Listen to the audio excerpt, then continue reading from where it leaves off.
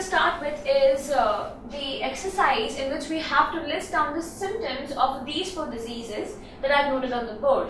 Now what I've done is I've noted down the symptoms for you so that you note it down, and you also need to grasp to what I have actually mentioned and made you learn in this whole lecture. So you need to test your grasping skills in this exercise. Now the first one that we will do is the disease of polio. So in polio we learned that the first symptom is going to be fever. Now why fever? Fever is a common symptom that is present in every disease, because fever indicates rise in temperature and the normal temperature of the body is around 37 degrees Celsius. So this rise in temperature would indicate that there is something abnormal happening in your body. That means your body is falling ill. So fever is the first symptom. The next symptom for polio would be throat becomes red. So the inner part of the throat, inner skin of the throat would become red in color. It would be distinctly red. The next one is that the strain is felt in the muscles of back and legs. Since the polio virus hinders the muscles of legs and the hands or arms, so the strain will be felt over there. And this strain would finally lead to the disability known as the polio disease caused by the polio virus.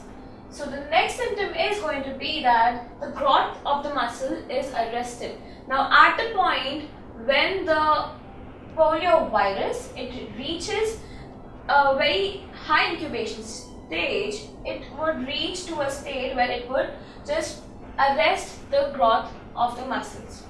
Now the next symptom would be that finally when the polio virus has infected the body, it would lead into the muscles becoming flaccid and cause disability.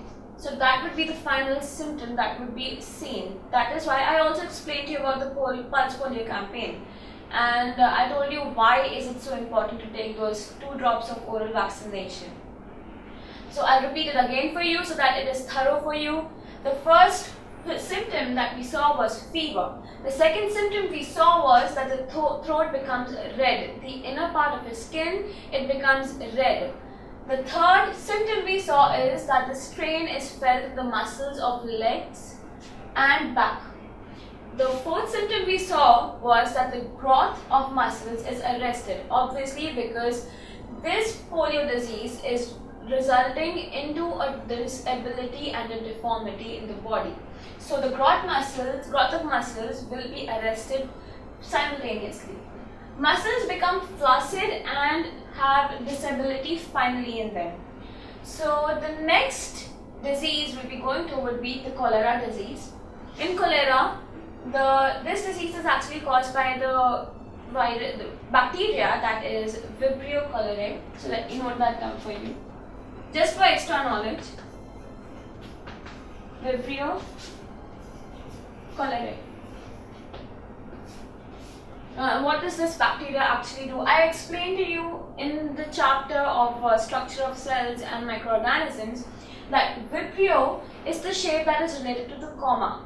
It symbolizes the shape of comma. So that is how the cholera bacteria's name came after observing its shape. So cholera symptoms are very simple and very observable actually over the period of virus. So the first symptom is that there would be severe diarrhea and vomiting. Now diarrhea is basically loose motion, and because of loose motion there would be loss of water, there would be dehydration in the body, and that would also result into vomiting. The next symptom is dehydration, of course. I explained to you in the symptom of diarrhea that because of loss of water, you would also have dehydration in the body.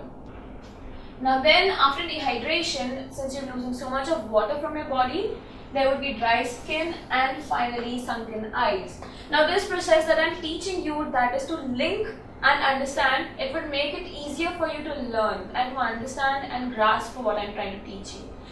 So the last symptom is stomach ache and the cramps in legs. So we'll again start by relating it all and by trying to remember it. So you need to repeat after me. The first symptom for cholera is severe diarrhea. Diarrhea means loose motions that relates to loss of water.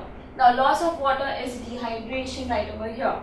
Because of dehydration, since there is a lot of water lost from your body, what would happen is your skin would become dry. So there would be dry skin and there would be sunken eyes. Simultaneously following it, you would also have stomach aches because the absorptive capacity of your body would reduce, and you would have cramps in your legs. That is the symptom if you ever contract the bacteria that causes cholera. So let's move on to the next one. The next is the tuberculosis disease. Now, in tuberculosis disease, we know it is a communicable disease and spreads through air. That means it spreads through the medium of air to the healthy host from the ill patient. So the first symptom is coughing. Now coughing, normal span of coughing is not considered.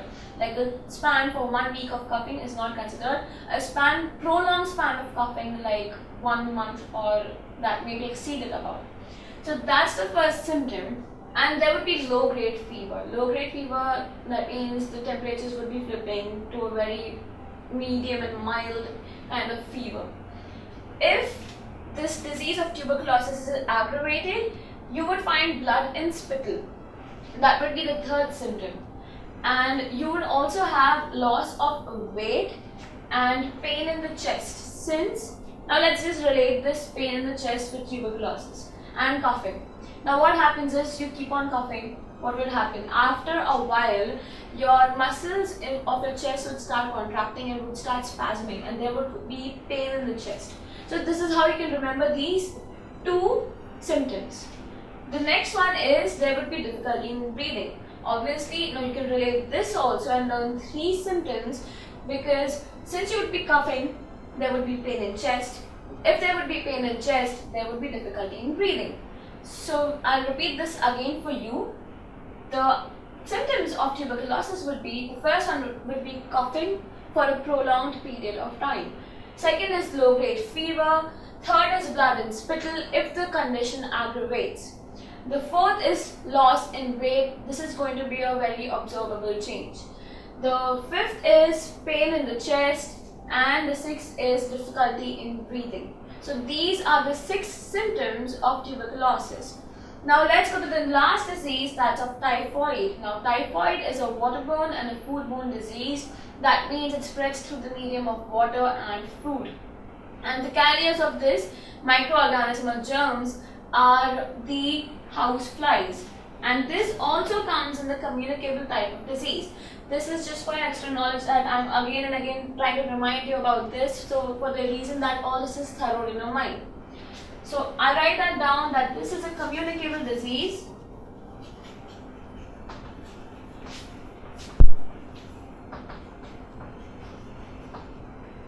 Now let's shift to the symptoms of it. The first symptom is going to be that fever that lasts for a definite period.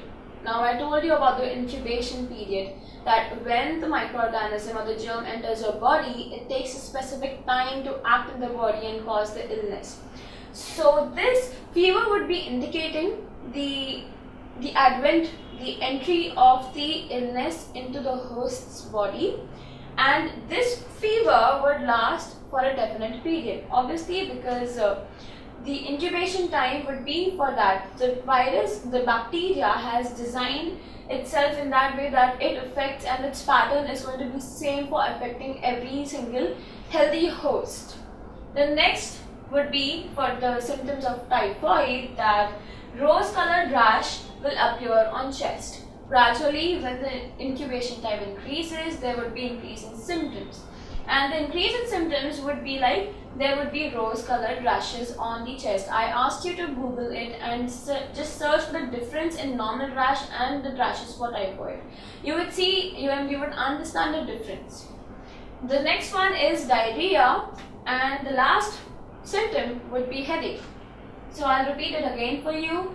For the symptoms of typhoid would be fever that lasts for a definite period, then rose-colored rashes will appear on chest, followingly there will be diarrhea, symptom of diarrhea, and the symptom of headaches. So let's move on to the next exercise, that is First, we predicted the symptoms, we listed down the symptoms of the diseases. Now we will be listing down the prevention of these diseases. So we have 3 diseases on board right over here, and we'll be just understanding the basics that we need to do when these diseases occur to prevent them, because prevention is always better than cure. So first one is rabies. Now, what if a dog bit you and that dog was a stray dog, and you need to just immediately rehab that wound. So the very first step that you should be opting for would be to clean the wound with soap and plenty of water, to flush it with that, so that the virus or the microorganism is washed off for the while. The second step you would be doing to immediately, you would be visiting a doctor for the purpose to take a anti-rabies vaccination, because it is an essential vaccination to prevent the disease of rabies. If vaccination wouldn't be taken on time, it would prove to be deadly and lethal. So just for this common matter, I'll tell you. Supposedly a doctor has suggested you to take around 5 doses of injection of anti-rabies, and you just opt for 3 or maybe 4. Now your course is incomplete, so there are chances that your disease might not be prevented completely. So there are chances that the disease would again occur. What you need to do for this is you need to complete your course first, because completion of course only would help you to prevent the incubation of the microorganism in your body. And the intake of vaccination is also known as inoculation. The next and the last one is, I'm sure that we all really love animals and we love to breed them at home, but we also need to understand our safety first, and we need to understand that we need to vaccinate them with anti-rabies vaccines for the reason for them to be immune towards this disease and for us also to be safe on the safer side. The next disease that we will study about the preventions of it would be the chickenpox. Now chickenpox, I'm sure we all have got it at some point or the other in our life, and you just get it for like once in your life. So the first that you would do for this disease, since it's a contagious disease and it directly spreads from the ill patient to the healthy host, what would you choose to do is, what you should do is you should avoid the contact with the infected person in order to you to not contract that infection. The second option, the second preventive method that you would take would be to take proper medical treatment. Proper medical treatment in this, a doctor would just suggest you with the antibiotics and antibodies, and would give you certain injections, certain vaccinations, and the vaccination over here is really important. So the name of the vaccination that is given for the chickenpox is the varicella vaccine, and this vaccine should be given to every child at least once to prevent this disease. Usually when chickenpox occurs, there are really few chances of chickenpox occurring again, and this is because the body becomes immune towards this, and the body produces many antibodies for this virus or the microorganism or pathogen. Then the third one is tuberculosis. For tuberculosis, we learned that BCG vaccine is the vaccine that is given for tuberculosis. So this vaccine should be taken to prevent diseases. And the next preventive method would be that if a patient is having tuberculosis, it is suggested that proper and thorough medical treatment should be given to them, because medical treatment is really important for sustaining health and sustaining life in order.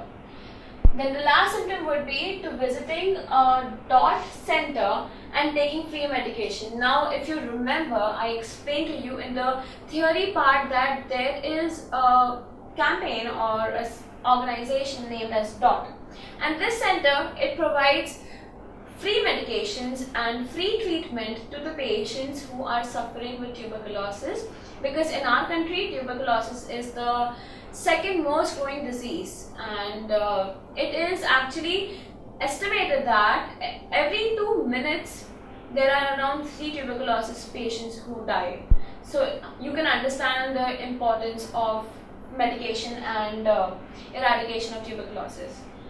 Then the isolation of patients should also be done, because tuberculosis is spread through air, and air is everywhere, it's the atmosphere. So imagine how many people can be infected at the same time. So it should always be taken that isolation of patients should be done. Now I'll repeat all these 3 preventive measures for the diseases again for you, so you can make a note of them.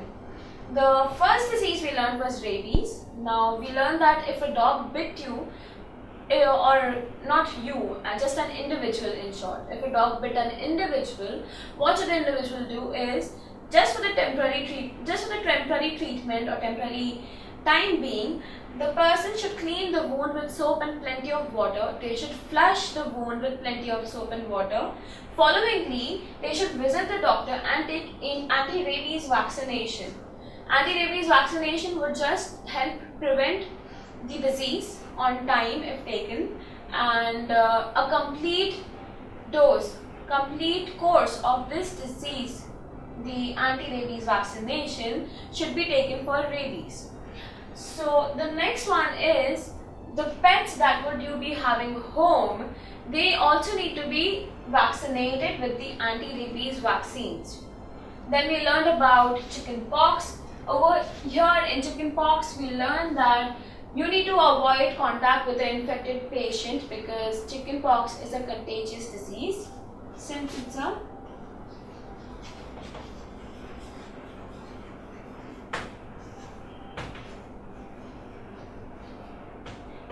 contagious disease.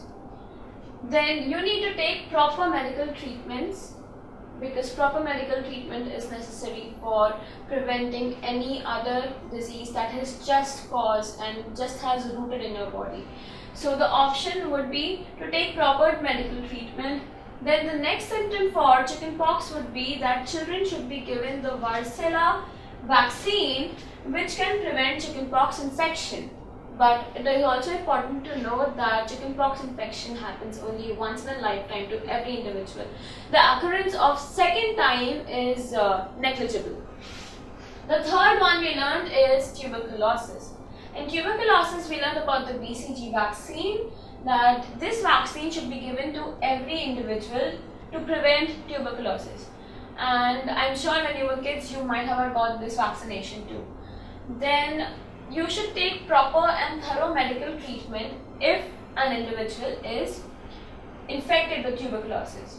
So isolation of the person is also important, because this is a very communicable disease. It spreads through the medium of air and it needs to be controlled. So controlling is one way in which you isolate the patient and you keep them aloof from the environment till they recover.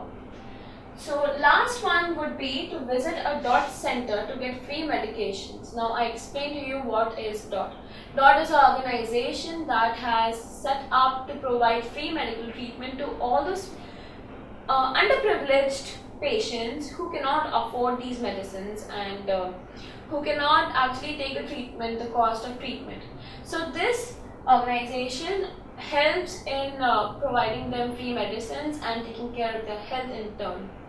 Now, one thing that you might be observing very common in this is vaccines. Now, rabies has vaccines for it, tuberculosis has vaccines for it, and chickenpox has vaccines for it. So, vaccination is one common thing you saw. Now, we will learn about this. We will jot down the answer for vaccination and also for dehydration. No more spending your energy and money on coaching classes, or missing classes for rain, for rally, and any other nonsense. Subjects covered by multiple teachers with repeat telecasts. Doubts, concepts, applications, no problem. All explained through great and significant animation. So sit back comfortably in your home and watch Study Spectrum TV channel.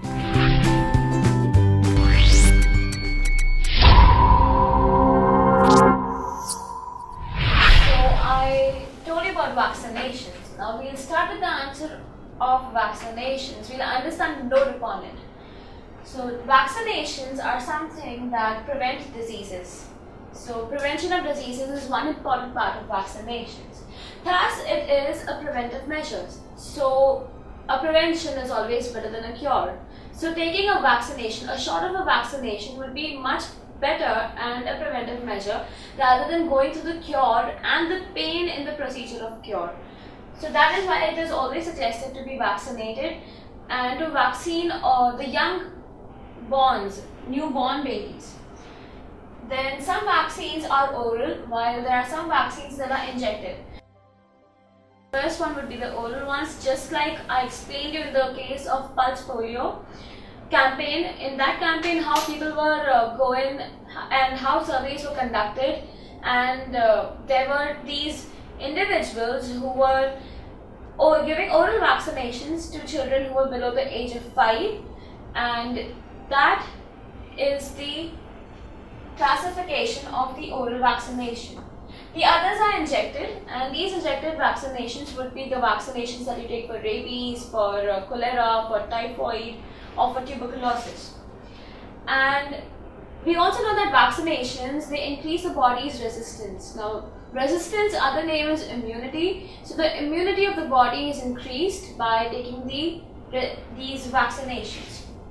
And we also know that the health department, since the preventive measures are always better than cure, we know that the health department is promoting this mode of vaccination by promoting many campaigns. And these campaigns are like the Pulse Polio campaign, the DOTS organization, that they promote the vaccinations for tuberculosis. And Pulse Polio campaign is responsible for promoting vaccinations for polio. So the health department also supports this and promotes the process of vaccination for every individual that is present on the planet of Earth. Then we'll understand about dehydration. What is dehydration? The body becomes dry due to excessive loss of water during the processes of diarrhea. So what this causes is, it causes the skin to become dry. Over here, the body becomes dry because of loss of water by diarrhea, and this process is known as dehydration. Now, it can be fatal to young children and to the children who are weak, because the absorptive capacity of the intestine and the stomach decreases drastically, and since there would be no nutrition or ions or salts, sugars being taken up, this would result in hindering the body processes, and it could in turn prove to be fatal. So to cope with this, an ORS solution, that is the oral rehydrating solution, is made to provide to the patients who are suffering from the diseases or who are suffering from dehydration, so that they get the primary or the temporary relief. So we'll repeat it again, and the first we'll start with now is what is the note for dehydration. Now, the body becomes dry because of loss of water by diarrhea, and this results in the drying of the skin and in cases of cholera and typhoid, sunken eyes. So this whole process of drying of body is known as dehydration. Now, it could be fatal for children who are young or children who are weak, and just to rehabilitate them, there is a solution named as ORS solution that is prepared to give them temporary relief from the diseases like diarrhea. So what is this solution? That is the oral rehydrating solution. Over here, the ORS solution. What does the solution do? This solution gives the intestine and the stomach the primary constituents like sugar, salts and waters that can be easily absorbed by the walls and the lines of intestine and give temporary relief to the children. So the next one would be the note on vaccinations. Now, diseases can be prevented by vaccinations, and this is therefore a very preventive measure, and it is a well opted measure by the health department. Then we also learned that some vaccines are oral and others are injectable. Now, the vaccines that were oral were the polio vaccines, and the vaccines that were injectable were the vaccinations of the chickenpox, tuberculosis. Then we also learned that what do vaccinations do is that they protect the human's immune system. That means they enhance the human's resistance to diseases. And this resistance is important to cope up on a daily basis from the infections or from the diseases, just from the simplest range of disease like common cold to a complex disease or a contagious disease like chickenpox. It helps your body to overcome it. Then we also learned about the health department being supported in promoting vaccines by organizing certain campaigns like the Pulse Polio campaign, and organizations like the DOTS organization for giving free medical treatment and medicines for the disease of tuberculosis. Pulse Polio campaign is a survey that is conducted all over India at a specific day, and this specific day, what do the surveyors do is that they go in the remotest areas of India and they give this oral vaccination to the children below the age group of 5 and help eradicate the disease. So vaccinations are important for eradication of diseases and the prevention of diseases. So it's a very well opted preventive measure. So let's move to the next exercise, that is answer the following. So the first question we have over here is, what is meant by the epidemic diseases? Now I explained to you that what are epidemic diseases. I explained to you that epidemic diseases are a widespread occurrence that happen to a particular set of people at a particular time. So we'll just write it down. These are one-line answers actually. So that is a widespread occurrence that is seen at a particular place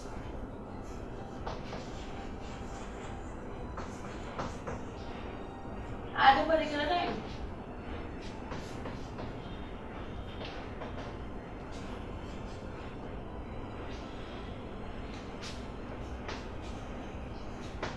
So let's move on to the next question, that is, what is meant by communicable diseases?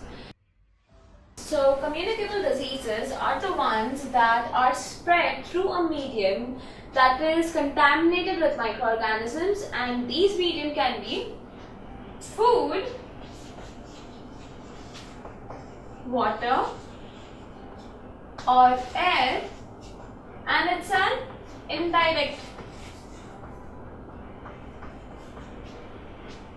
mode of transmission.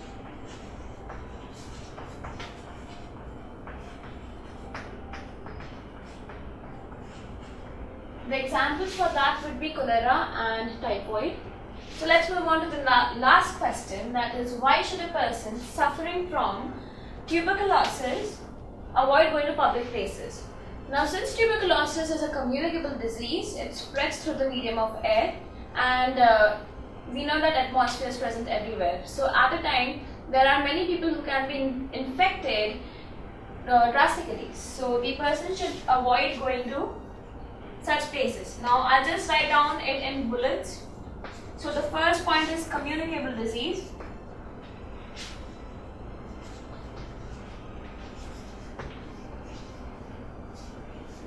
And it spreads through the contact of air.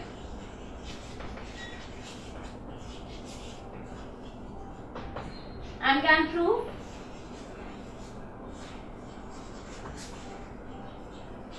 hazardous to a healthy host.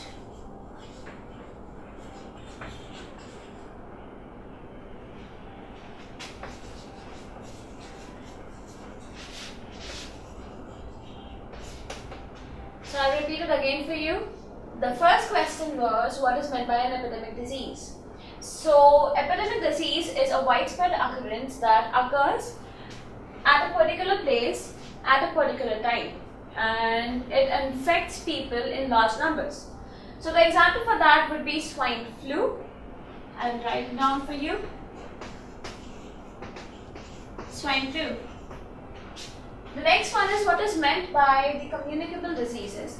So communicable diseases are the ones that spread through the medium of food, water or air that is contaminated by microbes. The examples for that would be the cholera disease and the typhoid disease. The next one is, why should a person suffering from tuberculosis should avoid going in the open or in publics?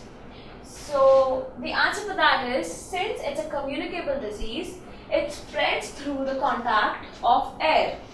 Now over here, the contact of air, and it can prove hazardous for a healthy host. So in order to prevent the hazard to a healthy host, we need to isolate the person who is suffering from tuberculosis. Till the span they are treated and they are cured completely. So let's just finish with the whole of the boring session of question and answer and give reasons and every other thing that we did. We'll just have a little relaxed session with correlation. So now here I have the first word and the relation to it. The next word will be somehow related to it. So for supposedly, like diarrhea is the first word that's given, disease is given to you, and it's correlated to epidemic diseases. So diarrhea can go epidemic. Now in this way, we need to answer the correlation for eczema. Now what would the correlation for eczema be? Just swap back to the introductory part that I gave you. In that part I told you about the eczema and the type of diseases, in which type of diseases it came. Try to recollect it, in which type of disease it came. It came in the contagious type of diseases. So if diarrhea is epidemic disease, eczema is going to be a contagious disease. So eczema is a contagious disease.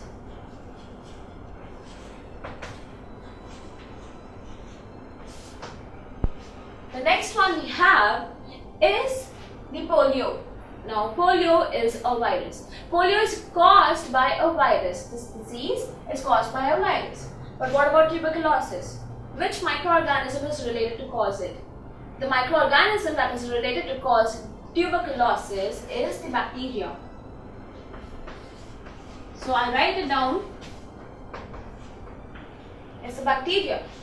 So I'll repeat it again, just for you to make it clear about what correlation is, what are we exactly doing, so that you can perform it out along with me later. So now over here, first, polio is a disease. We learned about polio being a disease. Now polio is correlated because to the word virus, because virus is the microorganism that is responsible for causing polio. But tuberculosis on this part. Now what microorganism, which type of microorganism is responsible for causing the disease of tuberculosis? So bacteria is the microorganism that is responsible for causing tuberculosis disease. Like that, we go down to the next one. Now Edward Jenner. If you're really fascinated with science or the GK, if your GK is really updated, you would know that Edward Jenner was a scientist. And this scientist was responsible for finding a cure for smallpox. That means he invented these smallpox vaccines. He got these vaccines from a cow actually. So there's a whole lot of history to it. We will not go in that. But Edward Jenner was responsible for curing smallpox by finding its vaccination. So similarly, over here we have the next scientist, that is Salk and Sabin. Now Salk and Sabin, if you remember, I taught you in the section of polio that Salk and Sabin found the cure for polio by killing the polio virus and injecting them in the body in form of vaccines. So Salk and Sabin were responsible for curing polio.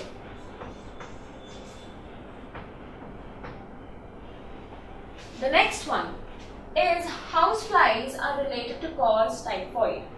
Now I explained it to you in the section of typhoid, cholera, that houseflies were responsible for causing them by carrying the germs that they had on them. So in this way, dogs are responsible for creating what kind of disease? So just swap back. You will remember that I taught you that dogs, monkeys, cats and bats are responsible for causing the disease of rabies. And also, for rabies to be cured, we need an anti-rabies vaccination. So let's just go to the next one, that is, if tuberculosis is a communicable disease, over here, what would scabies be? Now let's just understand, tuberculosis, communicable. Just go back to the introductory part that I reminded you. So what over there I mentioned scabies in? I mentioned scabies in contagious diseases class.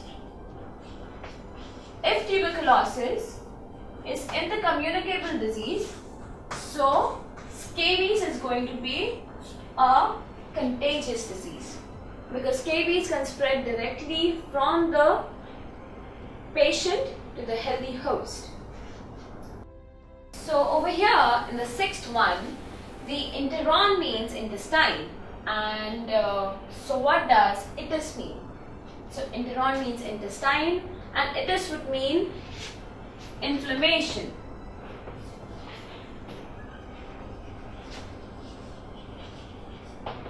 If you remember in the section of enteritis, I taught you that enteritis is caused by the clubbing of these two words, that is interon meaning intestine and itis meaning inflammation. So this meant that the inflammation of intestine is enteritis. The next one is if children below 5 years have the polio vaccination, that's an oral vaccination, so what do the people who are traveling abroad have? The people who are traveling abroad have the chances to contract cholera due to the change in the environment, atmosphere around them, due to the change of water, due to the change of food suddenly, and they are highly susceptible to catch cholera. So people who are traveling abroad are injected with cholera vaccines.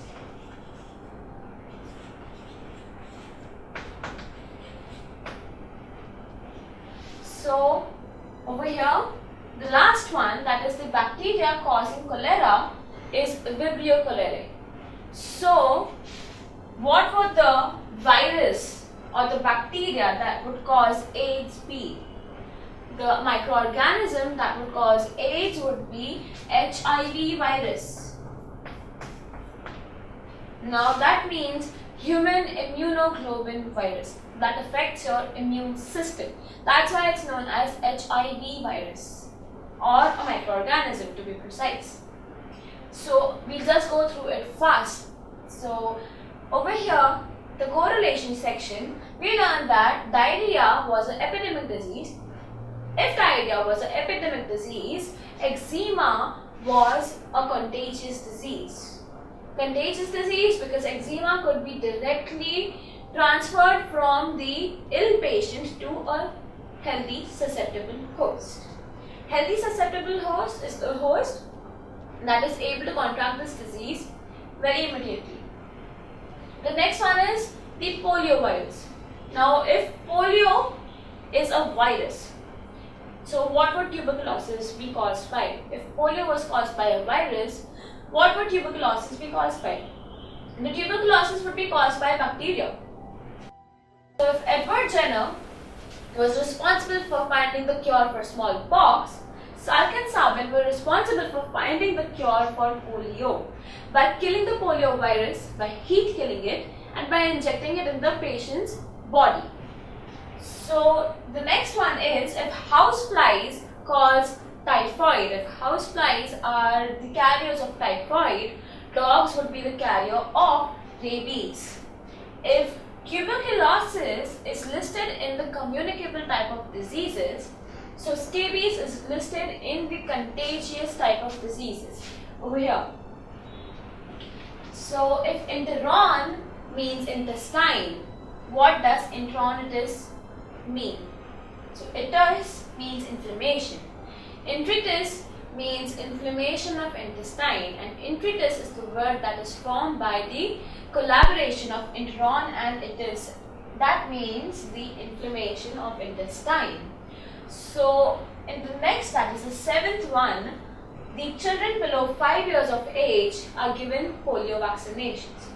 So similarly, if a person who is going or traveling abroad would be given the cholera vaccinations because they are prone to changes in food, water, even the environment, and that is really susceptible for them to contract the disease. So it is well suggested for them to be injected with the cholera vaccination. Now over here in the last one, so the bacteria that causes cholera is supposedly Vibrio Cholerae. In this, we correlated it and we found that the bacteria that caused cholera was Vibrio Cholerae. So the bacteria or the microorganism that caused AIDS would be HIV. Now HIV is human immunodeficiency virus, and this virus is responsible for affecting the person's immune system and weakening it. So in this, a simple disease like cold or cough could be deadly and prove to be deadly. So here we are done with the chapter of diseases. So I hope you understood this chapter and you understood the type of diseases and how diseases were caused and what were the prevention and cure for that. So just stay tuned to Study Spectrum TV channel because a lot of more doubts and questions of yours would be covered. And I hope you like this chapter of mine. Thank you.